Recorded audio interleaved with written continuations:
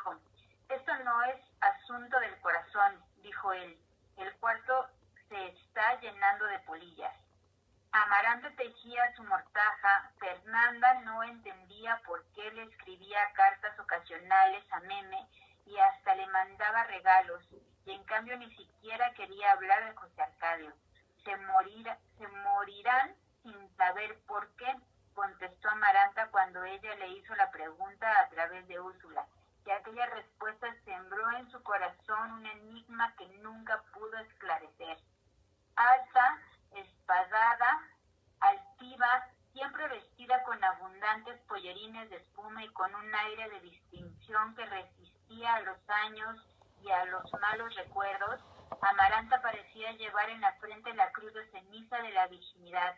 En realidad, la llevaba en la mano, en la venda negra que no se quitaba ni para dormir y que ella misma lavaba y planchaba. La vida se le iba a embordar el sudario. Se hubiera dicho que bordaba durante el día y desbordaba en la noche, y no con la esperanza de derrotar en esa forma la soledad, sino todo lo contrario, para sustentarla. La mayor preocupación que tenía Fernanda en sus años de abandono era que Meme fuera a pasar las primeras vacaciones y no encontrara a Aureliano II en la casa. La congestión puso término a aquel temor. Cuando Meme volvió, sus padres se habían puesto de acuerdo no solo para que la niña creyera que Aureliano II seguía siendo un esposo domesticado, sino también para que no notara la tristeza de la casa. Todos los años, durante 2 meses, Aureliano II representaba su papel de marido ejemplar y promovía fiestas con helados y galletitas que la alegre y vivaz estudiante amenizaba con el clavicordio. Era evidente desde entonces que había heredado muy poco del carácter de la madre. Parecía más bien una segunda versión de Amaranta, cuando ésta no conocía la amargura y andaba alborotando la casa con sus pasos de baile a los 12, a los 14 años, antes de que la pasión secreta por Pietro Crespi torciera definitivamente el rumbo de su corazón. Pero al contrario de Amaranta, al contrario de todos, Meme no revelaba todavía el sino solitario de la familia y parecía eternamente conforme con el mundo, aun cuando se encerraba en la sala a las 2 de la tarde a practicar el clavicordio con una disciplina inflexible. Era evidente que le gustaba la casa, que pasaba todo el año soñando con el alboroto de adolescentes que provocaba su llegada y que no andaba muy lejos de la vocación festiva y de los desafueros hospitalarios de su padre. El primer signo de esa herencia calamitosa se reveló en las terceras vacaciones, cuando Meme apareció en la casa con 4 monjas y 68 compañeras de clase, a quienes invitó a pasar una semana en familia por propia iniciativa y sin ningún anuncio. ¡Qué desgracia!, se lamentó Fernanda. Esta criatura es tan bárbara como su padre. Fue preciso pedir camas y hamacas a los vecinos, establecer 9 turnos en la mesa, fijar horarios para el baño, de uniformes azules y botines de hombre no anduvieran todo el día revoloteando de un lado a otro. La invitación fue un fracaso, porque las ruidosas colegialas apenas acababan de desayunar cuando ya tenían que empezar los turnos para el almuerzo, y luego para la cena, y en toda la semana solo pudieron hacer un paseo a las plantaciones. Al anochecer las monjas estaban agotadas, incapacitadas para moverse, para impartir una orden más, y todavía el tropel de adolescentes incansables en el patio cantando desabridos himnos escolares. Un día estuvieron a punto de atropellar a Úrsula, que se empeñaba en ser útil precisamente donde más estorbaba. Otro día, las monjas armaron un alboroto porque el coronel Aureliano Buendía orinó bajo el castaño sin preocuparse de que las colegialas estuvieran en el patio. Amaranta estuvo a punto de sembrar el pánico, porque una de las monjas entró a la cocina cuando ella estaba salando la sopa, y lo único que se le ocurrió fue preguntar qué eran aquellos peinados de polvo blanco. Arsénico, dijo Amaranta. La noche de su llegada, los estudiantes se embrollaron de tal modo que tratando de ir a acusado antes de acostarse que a la 1 de la madrugada todavía estaban entrando las últimas. Fernanda compró entonces 72 bocinillas, pero solo consiguió convertir en un problema matinal el problema nocturno, porque desde el amanecer había frente al excusado una larga fila de muchachas, cada una con sus vacinillas en la mano, esperando turno para lavarla. Aunque algunas sufrieron calenturas y varias se les infectaron las picaduras de los mosquitos, la mayoría demostró una resistencia inquebrantable frente a las dificultades más penosas y aún a la hora de más calor.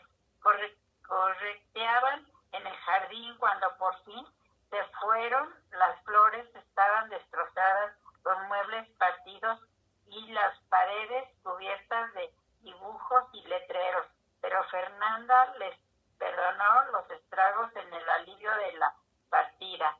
Devolvió las camas y taburetes prestados y guardó las 72 vacinillas en el cuarto de Melquiades, la clausurada habitación en torno a la cual giró en otro tiempo la vida espiritual de la casa. Fue conocida desde entonces como el cuarto de las vacinillas. Para el coronel Aureliano Buendía ese era el nombre más apropiado, porque mientras el resto de la familia seguía asombrándose de que la pieza de Melquiades fuera inmune al polvo y a la destrucción, él la veía convertida en un muladar. De todos modos, no parecía importarle quién tenía la razón, y si se enteró del destino del cuarto fue porque Fernanda estuvo pasando y perturbando su trabajo una tarde entera para guardar las vacinillas.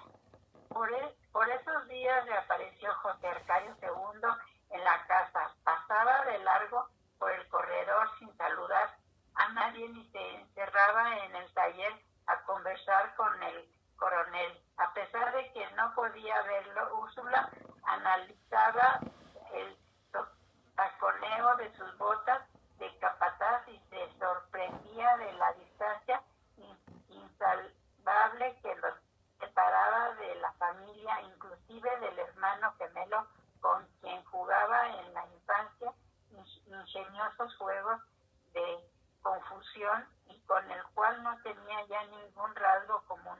Era lineal, solemne y tenía un estar pensativo y una tristeza de sarraceno y un resplandor lúgubre en el rostro color de otoño. Era el que más se parecía a su madre, Santa Sofía de la Piedad. Úrsula se reprochaba la tendencia a olvidarse de él al hablar de la familia, pero cuando lo sintió de nuevo en la casa y advirtió que el coronel lo admitía en el taller durante las horas de trabajo, volvió a examinar sus viejos recuerdos y confirmó la creencia de que en algún momento de la infancia se había cambiado con su hermano gemelo, porque era él y no el otro quien debía llamarse Aureliano. Nadie conocía los pormenores de su vida. En un tiempo se supo que no tenía una residencia fija, que criaba gallos en casa de Pilar Ternera y que a veces se quedaba a dormir allí, pero que casi siempre pasaba la noche en los cuartos de las matronas francesas. Andaba al gerente sin afectos, sin ambiciones, como una estrella errante en el sistema planetario de Úrsula. En realidad, José Arcadio II no era miembro de la familia, ni lo sería jamás. Desde la madrugada distante en que el coronel Gerineldo Márquez lo llevó al cuartel, no paraba para que viera un fusilamiento sin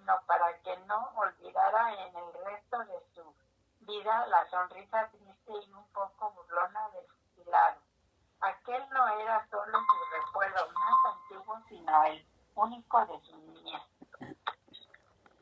El otro, el de un anciano con un chaleco anacrónico y un sombrero de alas de cuervo que contaba maravillas frente a una ventana deslumbrante. No lograba situarlo en ninguna época. Era un recuerdo incierto, enteramente desprovisto de enseñanzas o nostalgia. Al contrario del recuerdo del fusilado, que en realidad había definido el rumbo de su vida y regresaba a su memoria cada vez más nítido a medida que envejecía, como si el transcurso del tiempo lo hubiera ido aproximando. Úrsula trató de aprovechar a José Arcadio II para que el coronel Aureliano Buendía abandonara su encierro. Convéncelo de que vaya al cine, le decía. Aunque no le gusten las películas, tendrá por lo menos una ocasión de respirar aire puro. Pero no tardó en darse cuenta de que él era tan insensible a sus súplicas como hubiera podido serlo el coronel, y que estaba acorazado por la misma impermeabilidad a los afectos. Aunque nunca supo, ni lo supo nadie, de qué hablaban en los prolongados encierros del taller, entendió que fueran ellos los únicos miembros de la familia que parecían vinculados por las afinidades. La verdad es que ni José Arcadio II hubiera podido sacar al coronel de su encierro. La invasión escolar había rebasado los límites de su paciencia. Con el pretexto de que el dormitorio nupcial estaba a merced de las polillas, a pesar de la destrucción de las apetitosas muñecas de Remedios, colgó una hamaca en el taller y entonces lo abandonó solamente para ir al patio a hacer sus necesidades. Úrsula no conseguía hilvanar con él una conversación trivial. Sabía que no miraba los platos de comida, sino que los ponía en un extremo del mesón mientras terminaba el pescadito, y no le importaba si la sopa se llenaba de nata y se enfriaba la carne. Se endureció cada vez más desde que el coronel Gerineldo Márquez se negó a secundarlo en una guerra senil. Se encerró con tranca dentro de sí mismo, y la familia terminó por pensar en él como si hubiera muerto. No se le volvió a ver una reacción humana hasta un 11 de octubre en que salió a la puerta de la calle para ver el desfile de un circo. Aquella había sido para el coronel Aureliano Buendía una jornada igual a todas las de sus últimos años.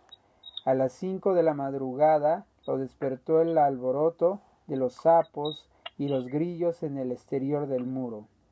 La llovizna persistía desde el sábado, y él no hubiera tenido necesidad de oír su minucioso cuchicheo en las hojas del jardín, porque de todos modos lo hubiera sentido en el frío de los huesos. Estaba, como siempre, arropado con la manta de lana y con los largos calzoncillos de algodón crudo que seguía usando por comodidad, aunque a causa de su polvoriento anacronismo, él mismo lo llamaba calzoncillos de godo. Se puso los pantalones estrechos, pero no se cerró las presillas ni se puso en el cuello de la camisa el botón de oro que usaba siempre, porque tenía el propósito de darse un baño. Luego se puso la manta en la cabeza, como un capirote. Se peinó con los dedos el bigote chorreado y fue a orinar en el patio. Faltaba tanto para que saliera el sol que José Arcadio Buendía dormitaba Dormitaba todavía bajo el cobertizo de palmas podridas por la llovizna.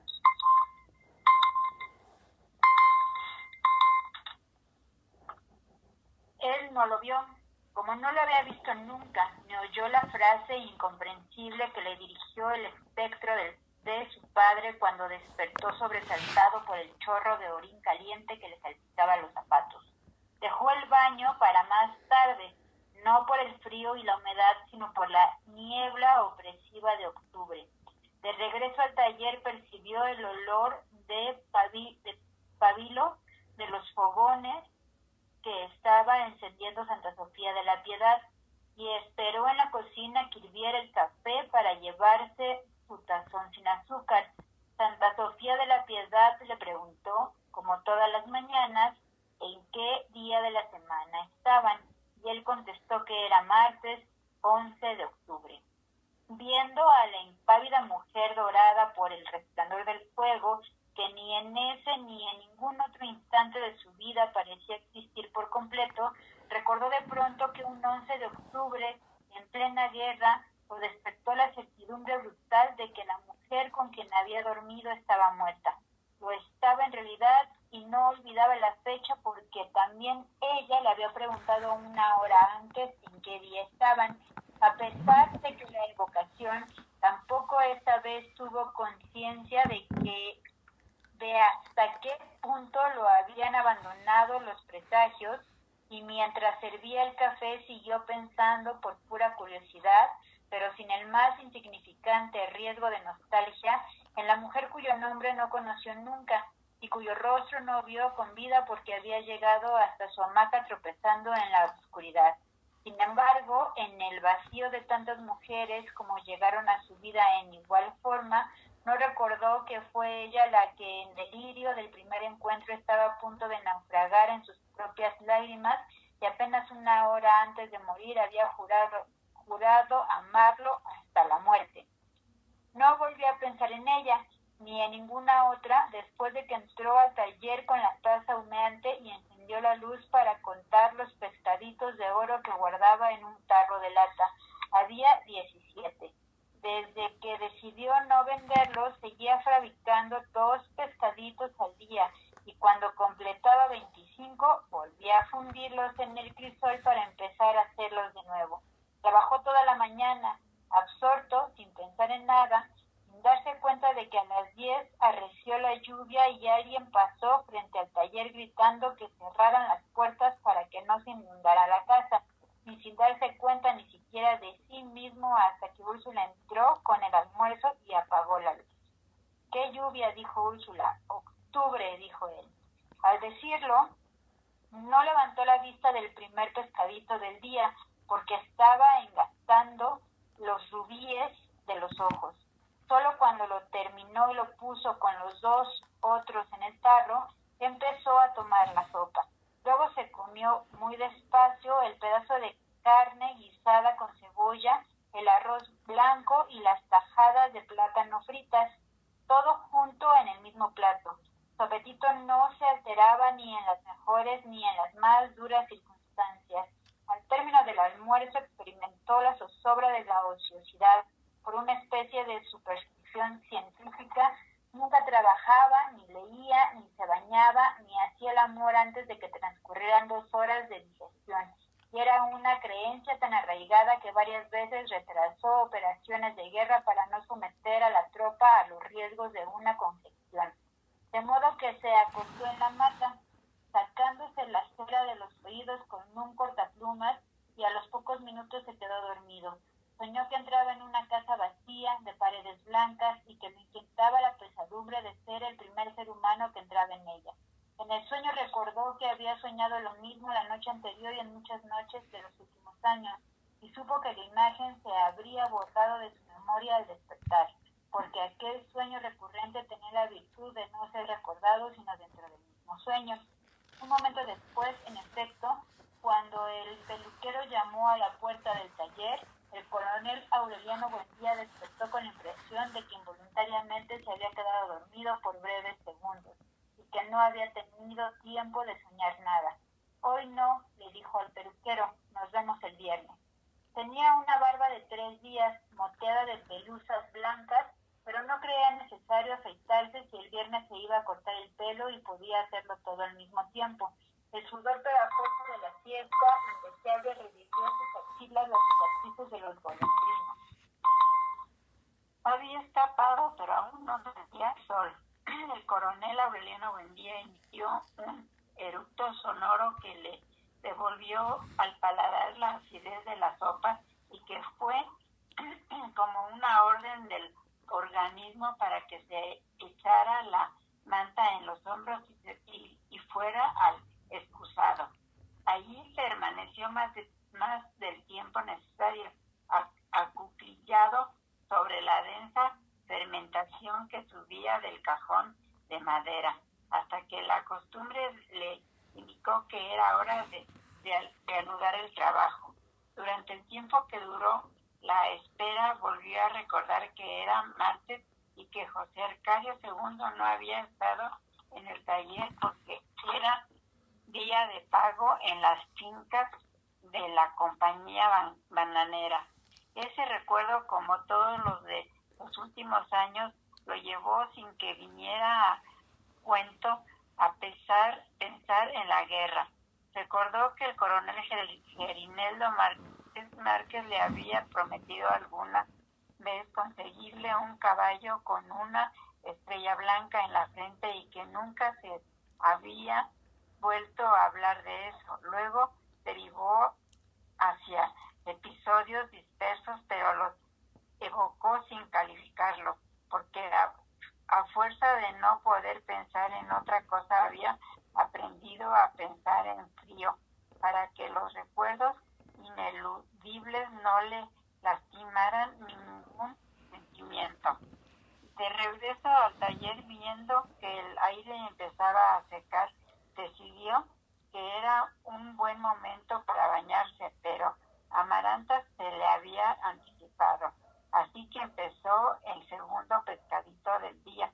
Estaba engarzando la cola cuando el sol salió con tanta fuerza que la claridad rugió como un balandro.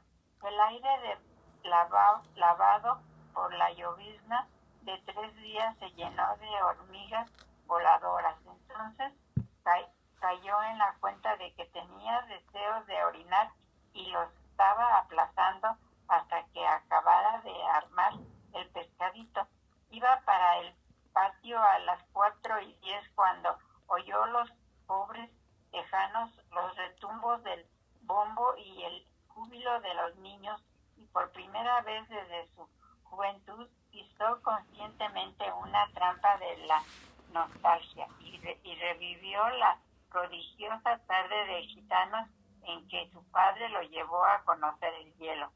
Santa Sofía de la Piedad abandonó lo que estaba haciendo en la cocina y corrió hacia la puerta. «¡Es el circo!», gritó. En vez de ir al castaño, el coronel Aureliano Buendía fue también a la puerta de la calle que registró que contemplaba el desfile. Vio una mujer vestida de oro en el cogote de un elefante. Vio un dromedario triste. Vio un oso vestido de holandesa que marcaba el compás de la música con un cucharón y una cacerola. Vio los payasos haciendo maromas en la cola del desfile y le vio otra vez la cara a su soledad miserable cuando todo acabó de pasar y no quedó sino el luminoso espacio en la calle y el aire lleno de hormigas voladoras y unos cuantos curiosos asomados al principio de la incertidumbre. Entonces fue al castaño pensando en el circo y mientras orinaba trató de seguir pensando en el circo, pero ya no encontró el recuerdo. Metió la cabeza entre los hombros como un pollito y se quedó inmóvil con la frente apoyada en el tronco del castaño. La familia no se enteró hasta el día siguiente, a las 11 de la mañana, cuando Santa Sofía de la Piedad fue a tirar la basura en el traspatio y y le llamó la atención que estuvieran bajando los gallinazos. Las últimas vacaciones de Meme coincidieron con el luto por la muerte del coronel Aureliano Buendía. En la casa cerrada no había lugar para fiestas. Se hablaba en susurros, se comía en silencio, se rezaba el rosario 3 veces al día y hasta los ejercicios de clavicornio en el calor de las fiestas tenían una resonancia fúnebre.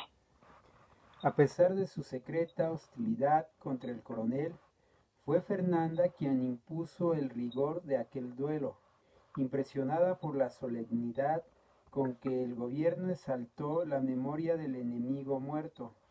Aureliano II volvió como de costumbre a dormir en la casa mientras pasaban las vacaciones de su hija, y algo debió hacer Fernanda para recuperar sus privilegios de esposa legítima, porque el año siguiente encontró Meme una hermanita recién nacida, a quien bautizaron contra la voluntad de la madre con el nombre de Amaranta Úrsula. Meme había terminado sus estudios. El diploma que la acreditaba como concertista de clavicordio fue ratificado por el virtuosismo con que ejecutó temas populares del siglo XVII en la fiesta organizada para celebrar la culminación de sus estudios y con la cual se puso término al duelo. Los invitados admiraron, más que su arte, su rara dualidad, su carácter frívolo y hasta un poco infantil. No parecía adecuado para ninguna actividad seria, pero cuando se sentaba al clavicordio se transformaba en una muchacha diferente, cuya madurez imprevista le daba un aire de adulto. Así fue siempre. En verdad no tenía una vocación definida, pero había logrado las más altas calificaciones mediante una disciplina inflexible, para no contrariar a su madre. Habrían podido imponerle el aprendizaje de cualquier otro oficio y los resultados hubieran sido los mismos. Desde muy niña le molestaba el rigor de Fernanda, su costumbre de decidir por los demás, y habría sido capaz de un sacrificio mucho más duro que las lecciones de clavicordio, solo por no tropezar con su intransigencia. En el acto de clausura tuvo la impresión de que el pergamino, con letras góticas y mayúsculas historiadas, la liberaba de un compromiso que había aceptado no tanto por obediencia como por comodidad, y creyó que a partir de entonces ni la porfiada Fernanda volvería a preocuparse por un instrumento que hasta las monjas consideraban como un fósil de museo. En los primeros años creyó que sus cálculos eran errados, porque después de haber dormido a media ciudad, no solo en la sala de visitas, sino en cuantas veladas benéficas, sesiones escolares y conmemoraciones patrióticas se celebraban en Macondo, su madre siguió invitando a todo recién llegado que suponía capaz de apreciar las virtudes de su hija. Solo después de la muerte de Amaranta, cuando la familia volvió a encerrarse por un tiempo en el luto, pudo Meme clausurar el clavicordio y olvidar la llave en cualquier ropero, sin que Fernanda se molestara en averiguar en qué momento ni por culpa de quién se había extraviado. Meme resistió las exhibiciones con el mismo estoicismo con que se consagró el aprendizaje. Era el precio de su libertad, Fernanda estaba tan complacida con su docilidad y tan orgullosa de la admiración que despertaba su arte, que nunca se opuso a que tuviera la casa llena de amigas y pasara la tarde en las plantaciones y fuera al cine con Aureliano II o con señoras de confianza. Siempre que la película hubiera sido autorizada en el púlpito por el padre Antonio Isabel. En aquellos ratos de esparcimiento se revelaban los verdaderos gustos de Meme. Su felicidad estaba en el otro extremo de la disciplina, en las fiestas ruidosas, en los comadreos de enamorados, en los prolongados encierros con sus amigas, donde aprendían a fumar y conversaban de asuntos de hombres, y donde una vez se les pasó la mano con 3 botellas de ron de caña y terminaron desnudas midiéndose y comparando las partes de su cuerpo. Meme no olvidaría jamás la noche en que entró en la casa masticando rizomas de regaliz y sin que advirtieran su trastorno, se sentó a la mesa en que Fernanda y Amaranta cenaban sin dirigirse la palabra. Había pasado 2 horas tremendas en el dormitorio de una amiga, llorando de risa y de miedo. Y en el otro lado de la crisis había encontrado el raro sentimiento de valentía que le hizo falta para fugarse del colegio y decirle a su madre con esas palabras, con esas o con otras palabras, que bien podía ponerse una lavativa de clavicordio. Sentada en la cabecera de la mesa, tomando un caldo de pollo que le caía en el estómago como un elixir de resurrección, Meme vio entonces a Fernanda y Amaranta envueltas en el halo acusador de la realidad. Tuvo que hacer un gran esfuerzo para no echarles en cara sus remilgos, su pobreza de espíritu, sus delirios de grandeza. Desde las segundas vacaciones se había enterado de que su padre solo vivía en la casa por guardar las apariencias y conociendo a Fernanda como la conocía y habiéndoselas arreglado más tarde para conocer a Petra Cotes, le concedió la razón a su padre. También ella hubiera preferido ser la hija de la concubina. En el embotamiento del alcohol, Meme pensaba con deleite en el escándalo que se habría suscitado si en aquel momento hubiera expresado sus sentimientos, y fue tan intensa la íntima satisfacción de la picardía que Fernanda lo advirtió. ¿Qué te pasa?, preguntó. Nada, contestó Meme, que apenas ahora descubro cuánto las quiero. Bueno. La Meme es la hija de Fernanda, ¿no? La Miranda sí. Es la que estudia el clavicordio.